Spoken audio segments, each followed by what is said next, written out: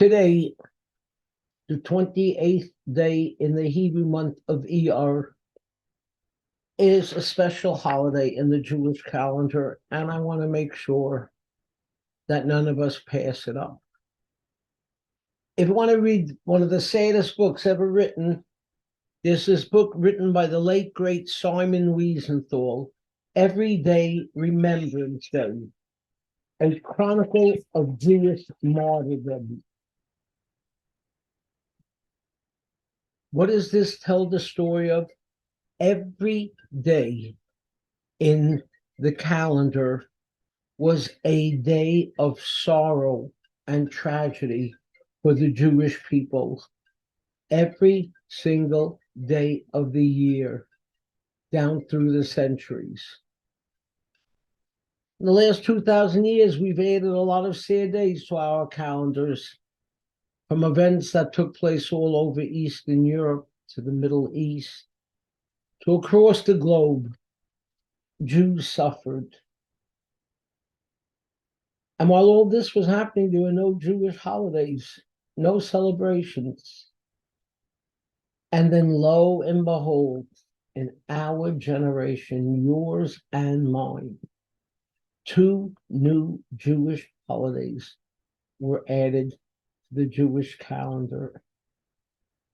The first, the 5th day of Iyar, commemorating the 75th anniversary of the reestablishment of the State of Israel. And the other one is today, Friday, the 28th day of Iyar, which is Yom Yerushalayim. It was on this day 56 years ago that Israel emerged victorious against the Arab armies that sought to destroy it in the 6-day war. And then today, the holiest site of the Jewish people, land on which Jews had lived since time immemorial, was recaptured. Today, 56 years ago, Jerusalem was reunited. One of the most momentous events in all of Jewish history. You know, what happened to Jerusalem in 1967 was not the first time that it had been conquered. It had previously been conquered by the Canaanites and the Babylonians and the Persians and the Greeks and the Romans, and once again the Persians and the Christians and the Muslims, and again by the Christians, again by the Muslims, and then by the Ottoman Empire, and then by the British. How did these countries and empires acquire Jerusalem? In wars, where they emerged victorious. And no one in their right mind would have dreamt of saying to any of them, whether it was King David or Nebuchadnezzar or Cyrus or Alexander or Ptolemy or Titus or Caliph Omar or the Pope or Saladin or Suleiman, no one would have ever said to them, you can't keep it, you got to give it back. Everyone understands the way of the world. To the victor go the spoils. Possession is 9/10 of the law. Vini, vidi, vici. I came, I saw, I conquered. Only to the Jews, still 56 later, the world is still calling Jerusalem occupied. It didn't take long for the world to feel that way.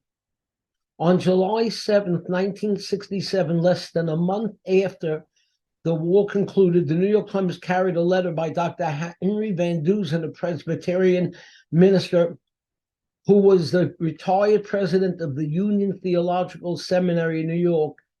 And he wrote, all persons who seek to view the Middle Eastern problem with honesty and objectivity will stand aghast on Israel's onslaught, the most violent, ruthless aggression since Hitler's blitzkrieg across Western Europe.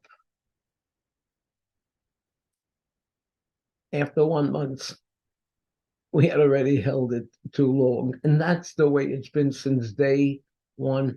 God bless the Jews with Jerusalem, and the rest of the world does not want the Jews to keep it. Let me tell you what that means.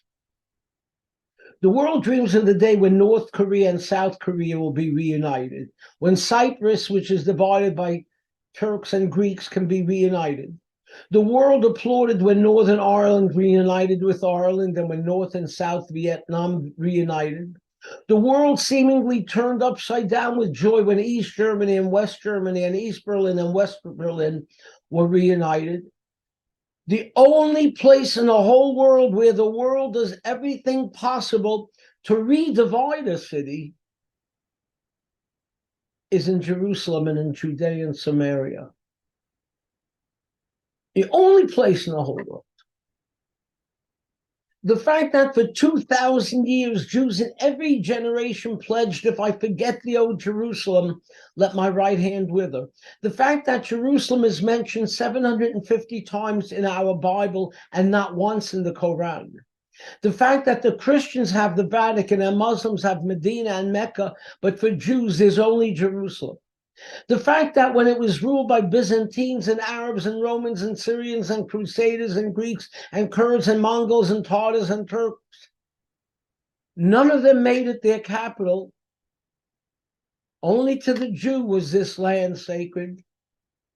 The fact that before 1967, when it was under Arab rule, not one leader of a single Arab country, not one foreign minister ever came to Jerusalem to pray. And when Muslims do pray, they turn their backs on Jerusalem. And the fact that during that period of time, the Arabs refused the Jew the right to step into the old city, overturned tombstones and Mount of Olives, using them for latrines, destroyed the 24 synagogues in the old city, dynamiting them one by one. And no one said a thing. Well, I got bad news for you guys. Jerusalem, all of it, from the river to the sea, is not occupied territory. It is liberated territory. This was expressed so well by Thomas Friedman in his book From Beirut to Jerusalem, where he describes the return after the Six-Day War. And he writes, coming back to Jerusalem and the West Bank was not like meeting a strange woman for the first time. Far from it. It was being reunited with an old flame. And as soon as they were back in each other's arms, many deeply repressed desires came to the surface. That's when it happens when lovers reunite. What happened, what we've experienced, what we celebrate today